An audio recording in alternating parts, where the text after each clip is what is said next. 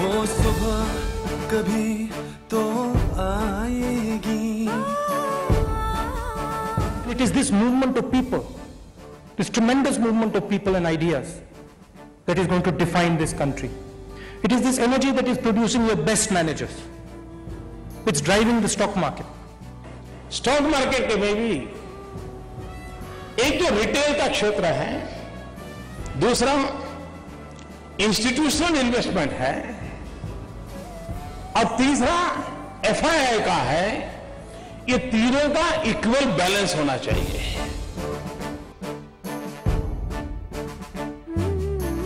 There has been a continuous, lack of awareness in terms of stock markets. Now, half of the population of India might not even be knowing where their money is actually going in the stock markets and what actually are the returns that they and the country are going to get through stock markets. Foreign institutional investors Indian stock market में volatility ले आते हैं. Market ऊपर जाता है तो वो FIIs की वजह से, और जब वो पैसा निकाल लेते हैं तो स्टॉक मार्केट झटके से नीचे आ जाता है. इसलिए FIIs पर कैप लगाना देना चाहिए ताकि हमारे स्टॉक मार्केट्स में एक स्टेबिलिटी बनी रहे. Unless we have financial inclusion, which means access to banking system and providing appropriate products to people who really need them, to a wider group of people, unless we have it, we cannot really talk about sustainability of the system in any meaningful way. Savings आजकल लोग gold में करना चाह रहे हैं क्योंकि महंगाई बढ़ रही है. तो हम ये चाहते हैं कि हमारी सेविंग्स फाइनेंशियल एसेट्स में जाए ताकि बैंक्स में जाए, so that corporates can take loans and they can invest. Stock market investors have to be guided, have to be given incentives for holding on to stocks in the long run, rather than be only day traders. Money market short-term instruments, if they are made available for the public, then you would be able to help increase the vibrancy of the money market. देश की development strategy में हम financial sector को include करना होगा और हमने भी इंक्लूसिव फाइनेंशियल सेक्टर के कंसेप्ट को विकसित करना होगा. वो सुबह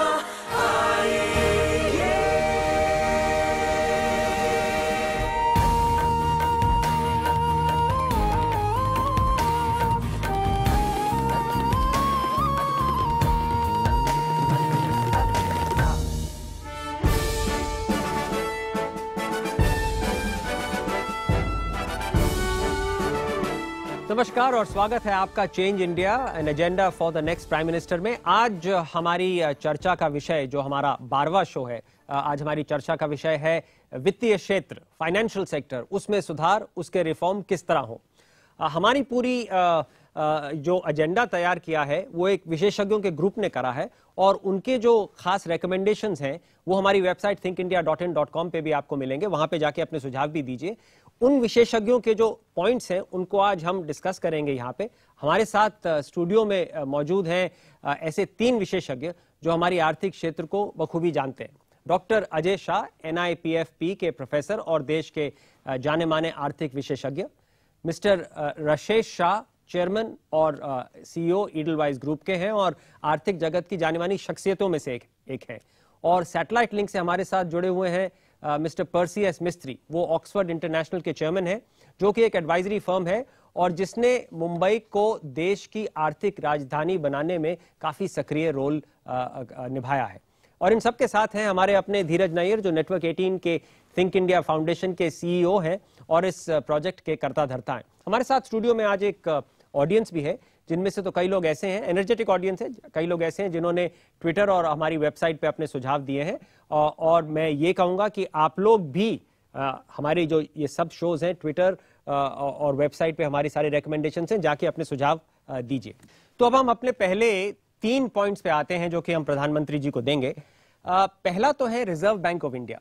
अब दुनिया के आप किसी भी सेंट्रल बैंक में, जो बड़ी इकोनॉमीज है उनमें देखिए, तो रिजर्व बैंक ऑफ इंडिया एक इंडिपेंडेंट बॉडी होती है. सेंट्रल बैंक इंडिपेंडेंट बॉडी होती है. हमारे देश में ऐसा नहीं है.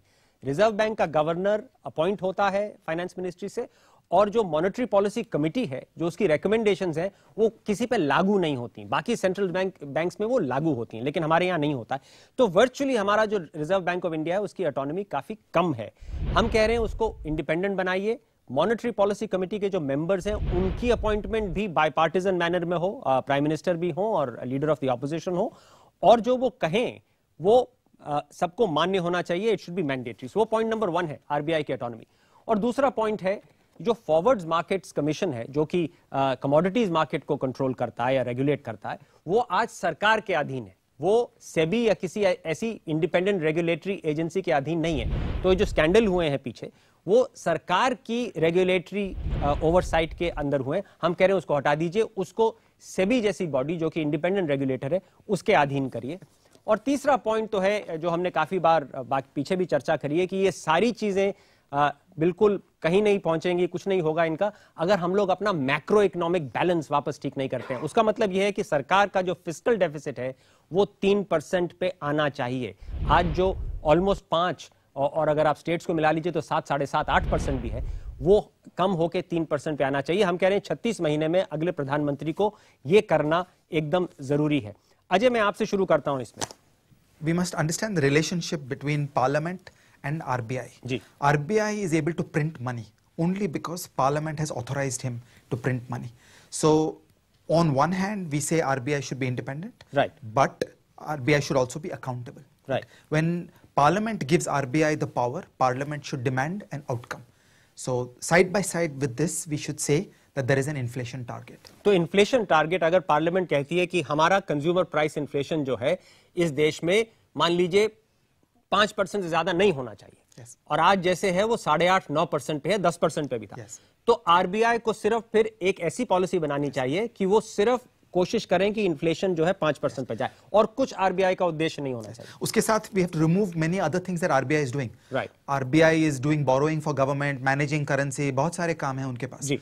We should remove all those सब things हटा and just say you do inflation. और दुनिया के जो बाकी बड़े देश हैं, बड़े इकोनॉमीज हैं, उनमें यही होता है। Yes. पर्सी, मैं आपके पास आना चाहूंगा। जी, ये तीनों बात सही है। आरबीआई जो उसका इंडिपेंडेंस होता तो गवर्नमेंट पे ऊपर और डिसिप्लिन होती। हम इन्फ्लेशन के साथ लड़ाई जीत सकते हैं, नहीं तो अभी तो हम हार जाते हैं। और आरबीआई का इंडिपेंडेंस जो नहीं होता है, इसलिए government ministry of finance gets away with effectively doing what it wants on the budget deficit front, और deficit नीचे नहीं आ सकती है क्योंकि the RBI is not powerful enough to discipline the government. दूसरी पॉइंट पे FMC और सेबी की पॉइंट, मुझे लगता है कि खाली पूरा फाइनेंशियल सेक्टर में 2 ही रेगुलेटर होना चाहिए, RBI बैंक के लिए और सेबी और मैं कहता हूं फाइनेंशियल मार्केट्स रेगुलेटर, सब all other financial services regulate करना चाहिए। और तीसरी पॉइंट में मैक्रो बैलेंस में तो आप सही करते हो, पर मैं तो एक स्टेप फर्दर जाता हूं। जब 40 साल के लिए हमने 2, 3, 4% के डेफिसिट फाइनेंस कर ली है, मुझे लगता है कि अभी 3% भी बहुत हो गया। हमें तो we should target now surplus generation rather than deficit generation. नहीं, आपकी बात सही है कि ये हम थोड़ा इसका प्रैक्टिकल वो ले रहे थे कि अभी 5% से 3% कर दें। आपकी बात सही है कि as a country now we need to look at कि इसको और भी कम किया जाए। राजेश, ऑल द 3 थिंग्स ये जो आपकी है, आई थिंक इनमें मैं समर्थ हूँ। आरबीआई जो अगर ज़्यादा इंडिपेंडेंट हो जाए, आरबीआई बहुत फोकस्ड है इन्फ्लेशन पे, अगर वही उनका ऑब्जेक्टिव रहे और सब ऑब्जेक्टिव निकाल दे तो उनकी इफेक्टिवनेस काफ़ी इंप्रूव हो जाएंगी। एंड अल्टीमेटली ये जो सब चीज़ है, इन्फ्लेशन सबसे बड़ा इंपॉर्टेंट आइटम है जी।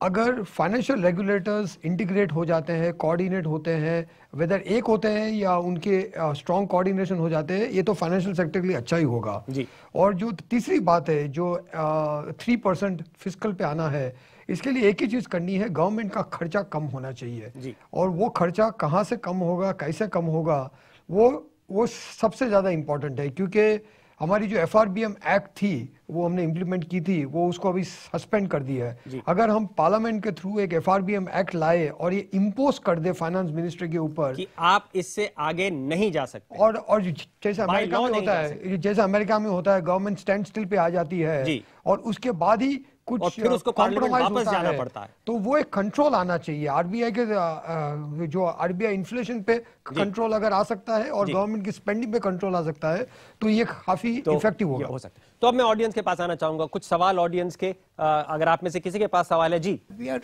talking of inflation only as a guiding, limiting factor for all this control. What about growth?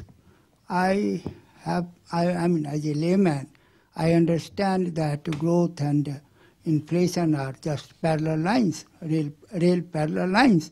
If you limit inflation, man, are we limiting growth? Okay, so I think that's a very, very valid question. अगर आप inflation के target थे, जी हाँ, आपका सवाल। So we talked about reducing the fiscal deficit and actually targeting for a surplus. My question is, with the government committing for so many welfare schemes like the food security, NREGA and stuff, is it really possible for us to generate a fiscal surplus?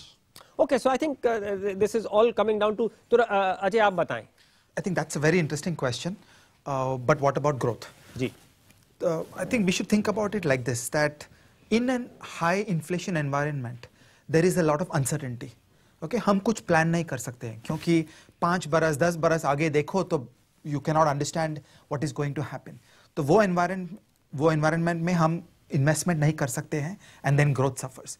So the best way in which you can create a high growth environment is to control inflation. Okay, so you look back 2002 to 2008, we got very high growth in India. But that is partly because from 1996 till 2002, we had brought inflation down to 4%.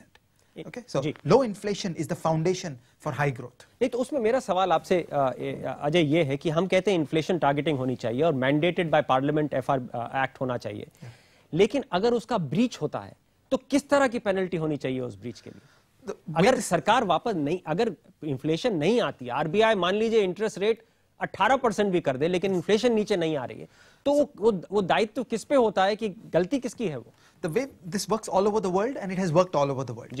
Every month the Monetary Policy Committee meets when there is a definition of failure. For example, the proposal in India is for 9 months you are outside your 5%. Right. Okay. Then the RBI is obliged to come out with a statement saying, I apologize that I have failed. This is my reasons of why I have failed. These are my remedial actions. So within 9 months, दबाव होता है. Yes. So within 9 months the consequential corrections start. Okay. In the present environment, we do nothing. Year after year, we have high inflation. We don't take any action. धीरज, देखिए, जैसे हमने इस पूरी series में देखा है, ये सरकार के पंजे की बात है, वो पूरा इकोनॉमी को घोट रही है, आरबीआई को भी घोटती है, चाहे ओपनली या कभी-कभी सीक्रेट में, कभी-कभी तो ओपनली भी हो जाता है, कभी-कभी ओपनली झगड़े चलते हैं, काफी झगड़े चले हैं, आपने पिछले 5 साल में ओपनली हम अखबारों में पढ़ते हैं झगड़े पड़े, और ये तू मैं हुई, हाँ, और ये देश के लिए अच्छा नहीं है, और इसलिए इंडिपेंडेंस ही हो वो बेटर है। अकाउंटेबिलिटी बिल्कुल होनी चाहिए, वो पार्लियामेंट को होगी, फाइनेंस मिनिस्टर को नहीं। इसलिए हम सजेस्ट कर रहे हैं कि ये लीगल चेंज की ज़रूरत है इसमें आरबीआई की, लेकिन ये हम सबको इसमें इंटरेस्ट लेना चाहिए क्योंकि ये आम आदमी से बहुत जुड़ा हुआ मुद्दा है। जो इन्फ्लेशन का मुद्दा है ये हम सबको चोट पहुंचाता है, और इन्फ्लेशन पे अगर आरबीआई काबू नहीं कर पाया तो बहुत प्रॉब्लम होगी। और उसका ही 2 पहलू होते हैं इन्फ्लेशन के, एक तो इंटरेस्ट रेट के होते हैं जो हम सब ऑब्सेस करते हैं, इंटरेस्ट रेट ऊपर जा रहा है नीचे जा रहा है, लेकिन दूसरा फिस्कल डेफिसिट का भी है। अगर सरकार खर्चती जाएगी और हमारी प्रोडक्टिविटी नहीं बढ़ रही है, उससे भी इन्फ्लेशन बढ़ेगी। तो दोनों पहलू इन्फ्लेशन के लिए बहुत इंपॉर्टेंट है, और अगर एक मुद्दा है इस देश के सामने अगले 2-3 सालों में जिसको टैकल करना है वो इन महंगाई का है। और ये जब प्रधानमंत्री जी जब आप ऑफिस में आएंगे 16 मई को हमको पता चलेगा कौन हमारे प्रधानमंत्री हैं, तो ये समझने की बात है कि पिछले 4 साल से जहां से जब से मैंने होश संभाला है, मुझे तो नहीं पता 4 साल में डबल डिजिट इन्फ्लेशन कंटिन्यूअसली इस देश में हुआ हो। तो इन्फ्लेशन का जो मुद्दा है तो सबसे जरूरी मुद्दा है जो प्राइम मिनिस्टर को फेस करना पड़ेगा। आप हमारी वेबसाइट thinkindia.in.com पे जाइए, अपने सुझाव दीजिए, और एक छोटे ब्रेक के बाद हम वापस आते हैं।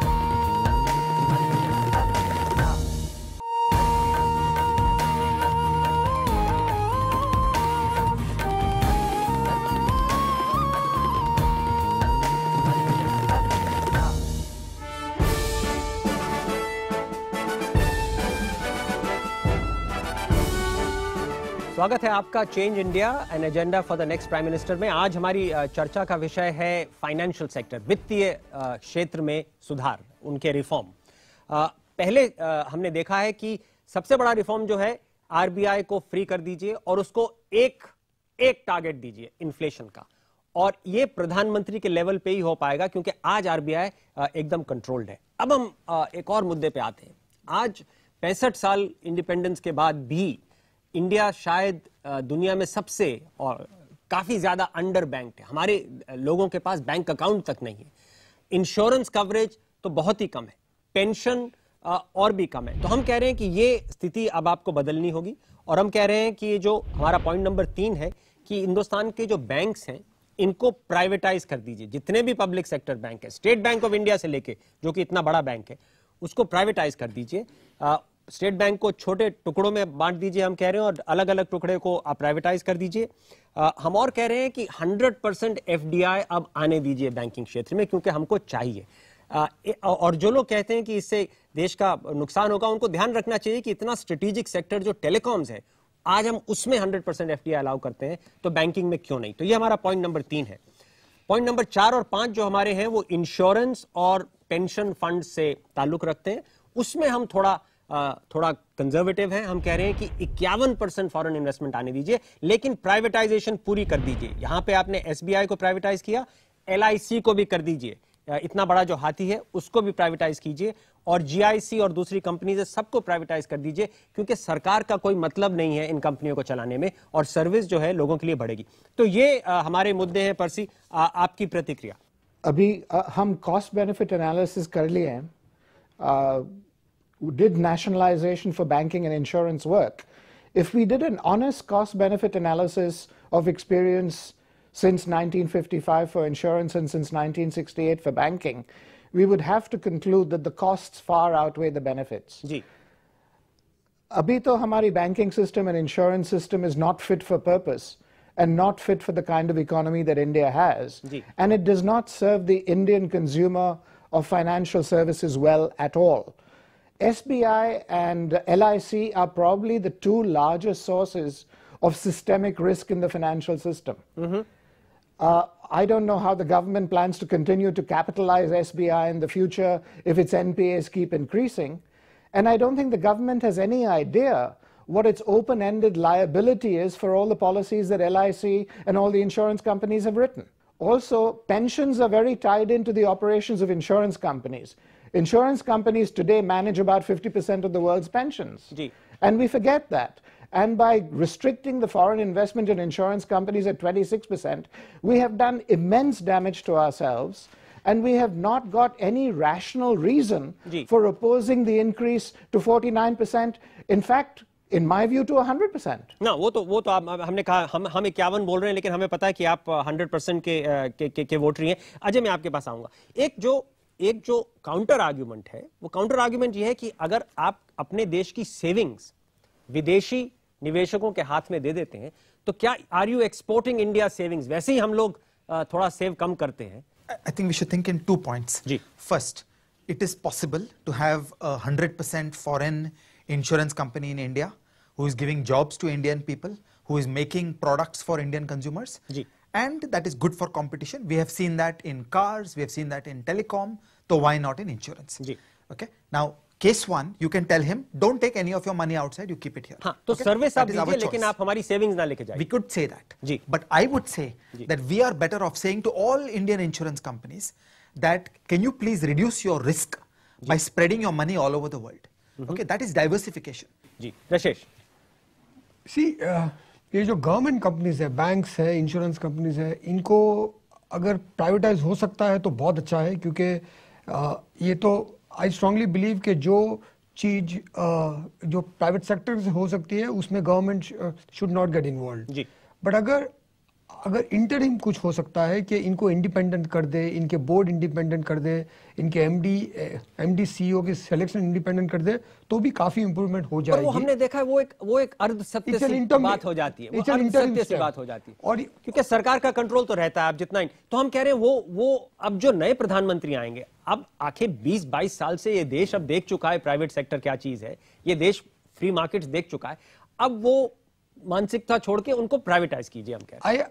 आई एग्री, अगर हो सकता है तो खरीदीजिए, नहीं करना पड़ेगा, हम कह रहे हैं। अगर हो सकता है तो खरीदीजिए, वो अच्छा ही रहेगा। एंड ये खाली ये सिर्फ फाइनेंशियल सेक्टर के लिए नहीं, जहां पे government own companies more and more independent, more privatise हो जाएंगी, ये इकोनॉमी के लिए अच्छा होगा, उन कंपनियों के लिए भी अच्छा होगा।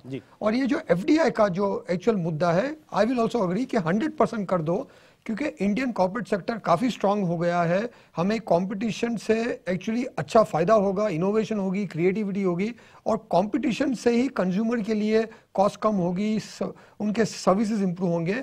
और अभी इंडिया में फॉरेन बैंक्स भी है, वो सब 100% ओन्ड ही है, वो सब ब्रांच स्ट्रक्चर में है, और वो ऑलरेडी इंडिया में ऑपरेट करते हैं। तो 100% ओन इंश्योरेंस कंपनी भी अलाउ कीजिए, 100% ओन पेंशन भी अलाउ कीजिए। आपको लगता है ऐसा कोई जाने दो कि इंडियन कैपिटल को इससे कोई डर नहीं है कि अगर बहुत बड़ा बाहर से कैपिटल आ जाता है तो हमारे लोग शायद उनके साथ compete ना कर सके? नहीं, ये एक्चुअली अच्छा ही होगा। जब ये 20 इयर्स अगो जब हमने इकोनॉमी ओपन की थी, तो उस टाइम पे एक छोटा क्लब हो गया था, बॉम्बे क्लब करके। उनकी भी यही आर्ग्यूमेंट थे कि इंडियन कंपनीज को प्रोटेक्शन चाहिए, हमारी इकोनॉमी वीक हो जाएगी। लेकिन हमने ऑलरेडी महसूस किया है कि आफ्टर 20 इयर्स इकोनॉमी बहुत स्ट्रांग हो गई है। तो अगर जो हमने इकोनॉमी के लिए बाहर जाके खरीदा, फाइनेंशियल सेक्टर के लिए खरीदी, और हमारे कंपनीज ने बाहर जाके भी खरीदा है, तो ये तो एक आर्गुमेंट उसका। मैं ऑडियंस के पास आना चाहूंगा, कोई सवाल? जी सर, मैं सबसे पहले ये कहना चाहता हूँ कि 30-40 साल हमको हो गए, इन 30-40 साल में भी हम ऐसा कोई प्रोडक्ट नहीं डिजाइन कर पाए या ऐसी कोई पॉलिसी नहीं ला पाए कि जिसपे लोगों का विश्वास हो या उस पे इन्वेस्ट करें। इंश्योरेंस पॉलिसी की बात कर रहे हो सर? इन जनरल में बोल रहा हूँ। अगर आज भी आप देखें तो सबसे सेफ या सबसे अच्छा प्रोडक्ट कोई अगर होता है तो सबसे पहले प्रेफरेंस जो होती है FD को ही जाती है। ऐसा क्यों? Sir, we generally talk about fiscal deficit and current account deficit. Ji. My general query is कि common middleman की kitchen को इन दोनों में से कौन सा ज्यादा affect करता है? And I have another question also. Common middleman की kitchen को शायद fiscal deficit ज्यादा करता है। Fiscal deficit, तो fiscal deficit, वो जवाब मैंने दे दिया। Okay. So another question is, okay. If we just talk about a common thing like bank account खोलने के अंदर you were saying कि काफी कम बैंक अकाउंट हमारी कंट्री के अंदर हैं। जी. But when a common villager, गांव वाला आदमी बैंक अकाउंट खोलने जाता है, there is a thing called KRA. वो कैसे पूरा करे? उसके पास एड्रेस प्रूफ नहीं है, उसके बाद पैन कार्ड नहीं है। जी. तो first we need to focus on that basic thing. बिल्कुल। It's only after that we can go for the bank account opening. वो सब सुधार तो बहुत जरूरी है। यहाँ पे किसी का सवाल? सर, आई वांट कि बेटर रेगुलेशन होना चाहिए तो प्रोटेक्ट इन्वेस्टर। अभी जैसे सहारा और NSCL का हुआ है, इसको अगर ये रेगुलेशन अच्छा होता बिल्कुल तो इसको हम आप देखिए आपकी स्टॉक मार्केट में पिछले 10 साल से कोई स्कैम नहीं हुआ है, क्योंकि वहां पे आपकी रेगुलेशन अच्छी हो गई। SEBI is doing good work. जी, तो अब आपको यहाँ करना है कि सब जगह ये एप्लीकेबल हो ताकि बिल्कुल पॉइंट टेकन। जी हाँ, उनके पास चलिए पीछे। जैसा कि अभी सर ने बताया कि हमारे पास बहुत कुछ पॉलिसीज नहीं है, हमारे पास बहुत सारी पॉलिसी है गवर्नमेंट से। मैं ये कहना चाहूँगा जैसे आज इंडिया की 130 करोड़ से ज़्यादा पॉपुलेशन के पास मोर देन 10 to 15 और 20% लोग ही इंश्योरेंस से कवर हैं। जी, वो हमारी गवर्नमेंट का कारण है, वो कवर क्यों नहीं हो पा रहे। मैं गवर्नमेंट से ये कहना चाहूँगा जैसे आज US में मोर देन 2000 से ज्यादा कंपनीज हैं इंश्योरेंस की, लेकिन अपने यहाँ पे केवल 24 कंपनीज इंश्योरेंस की हैं। और उनके भी हाथ बांधे हुए हैं। उनके भी हाथ बांधे हुए हैं। तो हम कह रहे हैं खोल दीजिए। बिल्कुल सही बोल रहे हैं। अब मैं धीरज के पास आता हूँ। हाँ, देखिए, एक तो मैं जो अंडर कवरेज कम है उसके बारे में कुछ कह दूँ कि हमारे देश में 120 करोड़ के करीब लोग हैं। जी, 80 करोड़ के पास मोबाइल फोन है, लेकिन खाली 40 करोड़ के पास बैंक अकाउंट है। जी, मोबाइल फोन किसने दिया आपको? प्राइवेट सेक्टर ने दिए हैं पिछले 15 सालों में। बैंक सरकार चलाती है ज्यादा, उन्होंने आपको बैंक अकाउंट नहीं दिए। जी, तो ये जो प्राइवेट सेक्टर का सस्पिशन है, जो वहम रहता है हमें कि प्राइवेट सेक्टर खराब है और सरकार ही हमें इंश्योर करेगी, हमें बैंक अकाउंट देगी, दिया नहीं है अब तक। जी, तो अगर आपको इसको बदलना है तो प्राइवेट सेक्टर को लाना पड़ेगा। इंश्योरेंस कंपनियां बहुत कम है, बिल्कुल सही बात है। तो FDI अलाउ करिए। LIC की जो ऑलमोस्ट मोनोपोली जैसी सिचुएशन है, इतनी बड़ी कंपनी है, बाकी सबसे ज्यादा बड़ी है, LIC को भी प्राइवेटाइज करिए, छोटे भागों में डिवाइड कर दीजिए।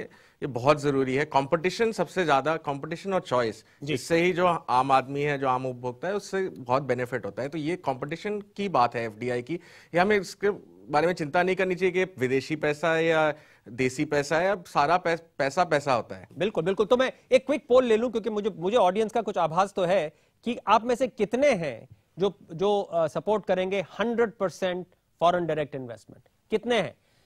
100% are saying 100%। तो हम तो थोड़े कंजर्वेटिव, धीरज हम और आप हो गए इसमें 51 लिखने में, यहाँ पे तो सब लोग बदल देंगे हम 100 कर। अच्छा, अब ये तो बड़ा क्लियर मुद्दा हो गया प्रधानमंत्री जी के लिए। पॉइंट नंबर 6 और 7 पे आता हूं, बहुत टेक्निकल है इसलिए थोड़ा ज्यादा वक्त इसमें नहीं बिताऊंगा, सिर्फ एक सिंपली समझना चाहूंगा पर्सी आपसे।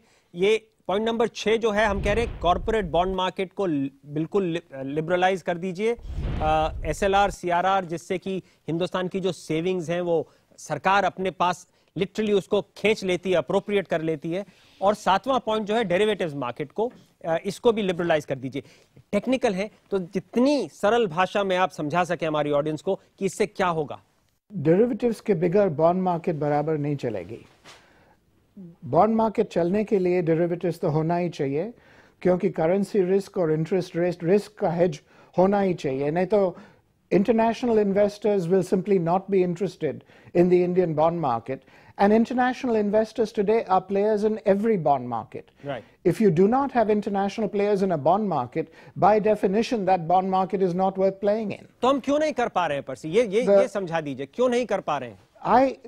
The problem is that the government has reserved the bond markets to finance itself, ji, and not to be questioned on how much it is wasting our money. Right. To the extent that the bond market is protected, it serves only the interests of an irresponsible and wasteful government that underprices and pays less for the resources it borrows from us than it really should. तो सरकार, Today the government is borrowing from us at negative interest rates. So सरकार को अपना borrowing कम करना पड़ेगा, उसके बिना ये बॉन्ड मार्केट नहीं डेवलप होगी। टाइम थोड़ा कम है, मैं आप दोनों से जल्दी पूछना चाहूंगा, आधे मिनट में। I just want to say why is this important? Suppose I take a home loan for 10 years, or suppose I take a home loan for 30 years. With a 30-year loan, I am paying a smaller EMI every month. That's it. That's the idea. Would you like to get a 30-year home loan? हाँ, तो आज जिससे भी पूछे अगर आप पोल करें, आपको 10 साल का होम लोन मिलता है या 30 साल का, कौन सा लेना चाहेंगे? 30 साल का। जो 3 साल बोलते हैं हाथ उठाएं, जो 30 साल के फेवर में वो हाथ उठाएं।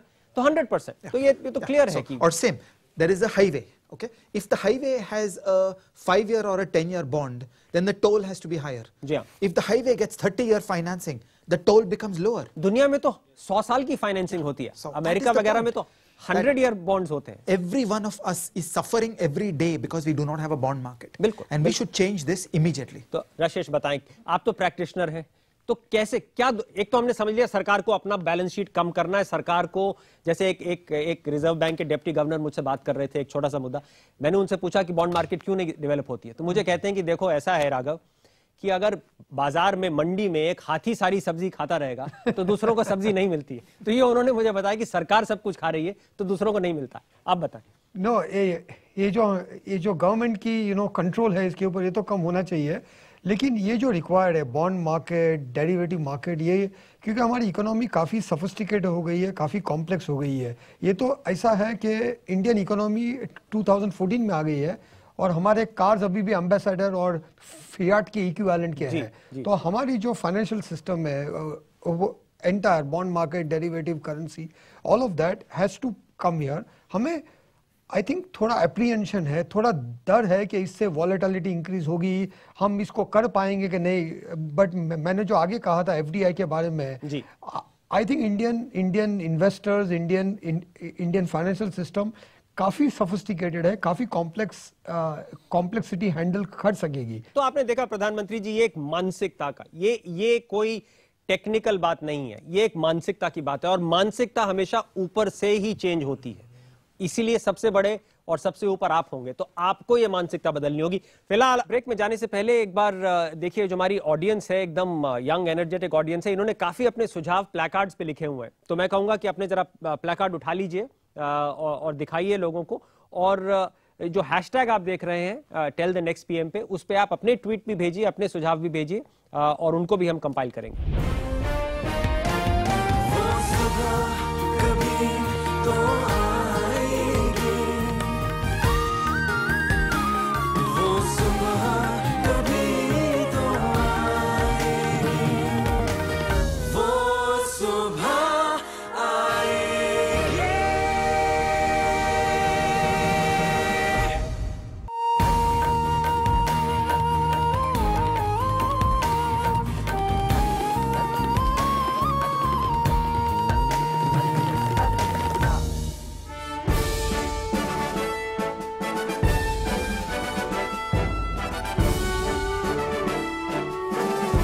स्वागत है आपका change India an agenda for the next prime minister में। आज हमारी चर्चा का विषय जो है फाइनेंशियल सेक्टर, वित्तीय क्षेत्र में सुधार, उसके रिफॉर्म।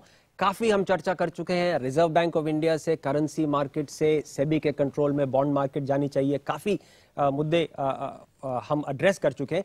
अभी जो मुद्दा है इस पे भी बहुत सालों से शायद चर्चा हो रही है। 1990 से जब हिंदुस्तान की इकोनॉमी खोली गई थी, हम लोग कई बार सोचते हैं कि अपने रुपए को पूरा कन्वर्टेबल कर दिया जाए। इसका मतलब सिर्फ थोड़ा सा मैं आपको समझा दूं, आज करंट अकाउंट जिसे कहते हैं उसमें तो रुपया वैसे ही फ्री है। अगर आप आज अपने बच्चे को बाहर पढ़ने के लिए भेजना चाहते हैं, शॉपिंग करना चाहते हैं, कोई और चीज अमेजोन पे खरीदना चाहते हैं, उस पे तो रुपया एकदम आप फ्रीली कन्वर्ट करते हैं डॉलर में, कोई प्रॉब्लम नहीं। लेकिन अगर आज आप कंपनी खरीदना चाहते हैं, कोई एसेट बाहर खरीदना चाहते हैं, आप लंदन में अपार्टमेंट खरीदना चाहते हैं, उसको कैपिटल अकाउंट ट्रांजैक्शन में अभी कंट्रोल लगे हुए हैं। हम कह रहे हैं कि अब 20 साल हो गए हैं, हमने देख लिया है रुपया 39 से 68 जाता है, हिंदुस्तान की इकोनॉमी रेजिलियंट है, उसमें कोई प्रॉब्लम नहीं होती। हम कह रहे हैं अब इसको फुली कन्वर्टेबल कर दीजिए। लेकिन दोनों साइड की इसमें आर्गुमेंट है। हमने इसी अपनी सीरीज में देखा कि कई ऐसे अर्थशास्त्री आए हैं जिनको हम काफी लिबरल मानते हैं, लेकिन उनका कहना था कि अभी पूरा मत खोलिए। तो समझते हैं कि आज के हमारा पैनल का क्या इसमें विचार है। अजय, आपसे शुरू करता हूं। In the last 10-15 years, we have done many kinds of liberalization. We have complicated rules. So you have to go to RBI, get permission, and it looks like we have big complicated controls. But in effect, for all practical purposes, India is now open. Okay? We may think that we are safe, but actually we are in the world economy. Look at 2008. When Lehman Brothers died, immediately the Indian money market choked. So there was no delay. In fact, India तो आप कह रहे हो हम लोग safe नहीं हैं। अगर कहीं दुनिया में टर्बुलेंस होती है तो हमारा रुपए पे उसका इम्पैक्ट होगा। All that is now left is get rid of the bureaucracy, get rid of the license permit raj, get rid of the lawyers and the accountants and the bureaucrats who are wasting time and money interfering in a process. पर्सी, मैं आपके पास आता हूं। एक ऐसा argument भी है कि emerging countries में, एशिया में, जब ये वॉलेटाइल कैपिटल मूवमेंट होती है, मतलब $10 बिलियन आज आ गया, अगले दिन 12 बिलियन चला गया, तो उससे वो कहते हैं कि वॉलेटिलिटी इतनी हो जाती है कि हमने देखा कुछ महीने पहले ही हमने देखा कि हमारा रुपया 54-55 से 59 गया और 59 से 68 शायद 2-3 हफ्ते में चला गया था। तो ये वॉलेटिलिटी लोग कहते हैं अगर कम होगी अगर हम कैपिटल कंट्रोल रखेंगे रुपए पे। आपका एग्जाम्पल जो आप देते हो सही बात करते हैं। The fact is we have coped with that volatility. Has the Indian economy crashed? Have people stopped making decisions? Has we choked up? We haven't. We have coped with extraordinary volatility because of the flexibility in our system and because the exchange rate was allowed to take the shock. Now, these surges of capital flows have been an argument for a very long time.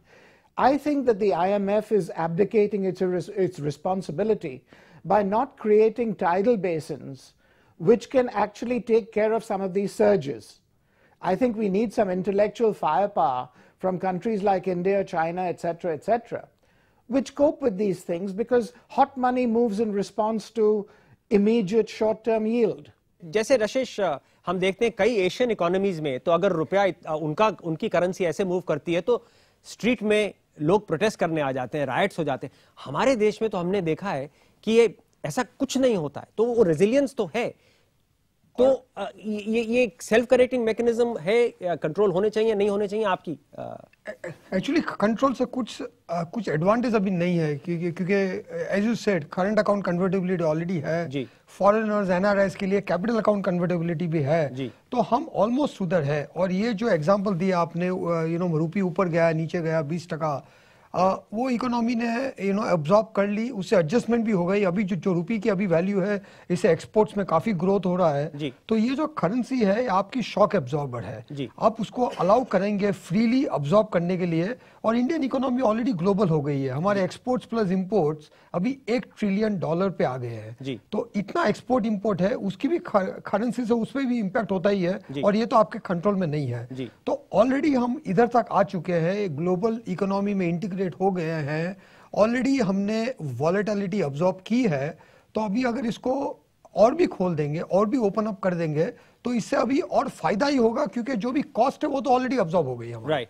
जाने से पहले audience के पास कोई हाथ जिनमें देखता हूँ कौन किसने अभी, हाँ आपने अभी कोई सवाल नहीं पूछा है। हम देखते हैं कि बैंक के एनपीएस काफी बढ़ रहे हैं, तो इसका क्या रीजन ये है कि आज की तारीख में आप बड़ी एमएनसीज है जैसे रिलायंस इंडस्ट्रीज या कोई भी बड़ी XYZ एमएनसी है, वो जाके ईसीबी के थ्रू लोन्स ले सकती है, तो अच्छी कंपनीज बाहर से लोन ले और जिसकी क्रेडिबिलिटी कम है, जिसकी क्रेडिट रेटिंग्स कम है, वो इंडियन बैंक से लोन ले। तो क्या इसकी वजह से हम देख रहे हैं कि एनपीएस बढ़ रहे हैं? धीरज, आप इसमें जवाब देना चाहेंगे कि एनपीएस का ये तो कारण शायद नहीं हो सकता है? नहीं, आई मीन जो कंपनियां बाहर से रेस कर सकती हैं वो करती हैं क्योंकि सस्ता मिलता है ज्यादा फाइनेंस, क्योंकि भारत में ज्यादा एक्सपेंसिव है, हमारे इंटरेस्ट रेट ज्यादा हाई है। आज डॉलर में तो 1% पे भी पैसा मिल रहा है, 1.5% तो जो बड़ी कंपनियां हैं वो कर सकती हैं, जो छोटी मिडिल वर्ग की कंपनियां वो नहीं कर पाती हैं, बाहर में उनकी क्रेडिबिलिटी नहीं होती है। एनपीएस का कई कारण है, असली कारण तो ये भी हो सकता है कि सरकार प्रेशर डालती है गलत कंपनियों को लोन देने के लिए। वो पब्लिक सेक्टर बैंक कई एनपीए इसलिए हैं क्योंकि इंफ्रास्ट्रक्चर प्रोजेक्ट के दिए हैं वो सब स्टॉल्ड हैं जी, पावर प्लांट बना रखे हैं लेकिन चल नहीं रहे क्योंकि कोयला नहीं है। तो कई कारण है एनपीएस के, लेकिन असली रीजन जो बड़ी कंपनियां बाहर जाती हैं वो सस्ते फाइनेंस के लिए जाती हैं जी। तो ये तो कैपिटल अकाउंट कन्वर्टेबिलिटी का प्रधानमंत्री जी अगर आप देखें तो ये अगेन एक मानसिकता की बात है। जैसे हमारी पैनल ने बोला कि ऑलरेडी आप कन्वर्टेबल हैं, अब सिर्फ आपको मानना है कि आप कन्वर्टेबल हैं, आप डिनाइल में नहीं रह सकते। आखिरी पॉइंट है ये जो सारे 9 पॉइंट हैं उनका एक मान लीजिए एक सॉर्ट ऑफ पिटारा सा है, तो इसलिए मैं ज्यादा टाइम इसमें लगाना नहीं चाहता, सिर्फ पढ़ दूंगा कि financial sector legislative reforms commission Hindustan ने लगाया था, उसके बहुत बेहतरीन रिकमेंडेशन है, बहुत अच्छा लीगल फ्रेमवर्क बनाया गया था इंडियन फाइनेंशियल मार्केट्स का, लेकिन उसको लागू नहीं किया गया है। तो मैं आधे मिनट में अजय शाह से और पर्सी मिस्त्री से पूछना चाहूंगा क्यों लागू नहीं किया गया? Well, there was no time. That by the time the draft law was done, this UPA government had lost the ability to do any legislation. But what is there is the Indian Financial Code. It replaces all existing financial law. It solves all your 9 problems and it builds accountable professional financial agencies. और अगर नए प्रधानमंत्री और नई सरकार अगर mandate के साथ आते हैं तो आपका क्या मानना है कि ये हो जाएगा? अगर ये इसमें बहुत बढ़िया बात है कि ये एक यूपीए ने अच्छी चीज की कि ये कमीशन बैठाया और इसने बहुत अच्छा काम किया। अजय शाह ने भी कंट्रीब्यूट किया इस कमीशन को, बहुत रेडीमेड है जी, मतलब ये एकदम आके इम्प्लीमेंट करा जा सकता है और एकदम से जैसे अजय ने कहा 9 के 9 10 के 10 प्रॉब्लम सॉल्व हो जाएंगे। तो Percy, final word to you on this reforms commission, और उसके बाद हम जो है 10 पॉइंट जाके प्रधानमंत्री को देंगे। जैसे हमने देखा ये तो पकी पकाई खीर है। मुझे लगता है कि प्राइम मिनिस्टर और फाइनेंस मिनिस्टर नेक्स्ट ये पहली चीज करनी चाहिए। This should be the first order of priority on their agenda to implement this immediately, because as Dheeraj and Ajay have said, it's already ready made, there is really not much to argue about. And what this does is it completely modernizes the legal foundations on which the financial system functions. If today you look at the patchwork of legislation on which the Indian financial system functions, it's a complete mess in terms of both law and interpretation. Right. So I don't, you know, this is a no-brainer. It's a no-brainer. It has to be done. तो मैं final audience से उसके बाद show का अंत, आप कितने confident हैं कि जो हमारे नए प्रधानमंत्री होंगे वो, जैसे सबने कहा कि ये पकी पकाई चीज है, आके इसको तो आप पहले पार्लियामेंट सेशन में पास कर दीजिए, क्या करेंगे? कितना भरोसा है आप सबको? जो कहते हैं हाँ, हाथ उठाएं। ये प्रॉब्लम है कि ये प्रॉब्लम है प्रधानमंत्री जी। But may I say this is inconsistent? Okay, you guys agree that we should do full capital account convertibility? वो तो you can't do it without this law. नहीं, वो कह रहे हैं, ये नहीं कह रहे कि नहीं करना है। मेरे सवाल था आपको कॉन्फिडेंस है कि पहले जब आपने पूछा that will you do capital account convertibility, everybody said yes. But how will you do it? You have to put this law into place. प्रधानमंत्री को विश्वास जागृत करना है इस देश में, बहुत जरूरी है। तो ये प्रधानमंत्री जी आपने देखा कि ये जो है हमारा एजेंडा है। सबसे बड़ी बात जो आखिरी पोल हमने लिया कि करना तो चाहिए, लेकिन जब मैंने पूछा कि करेंगे तो एक भी हाथ नहीं उठा। इतनी अग्रेसिव हमारी ऑडियंस, लेकिन कॉन्फिडेंस लेवल उनका 0। करना बहुत कुछ चाहते हैं, कॉन्फिडेंस 0 है। तो आपको आके you will have to prove everybody wrong. जाने से पहले हमारे 10 पॉइंट।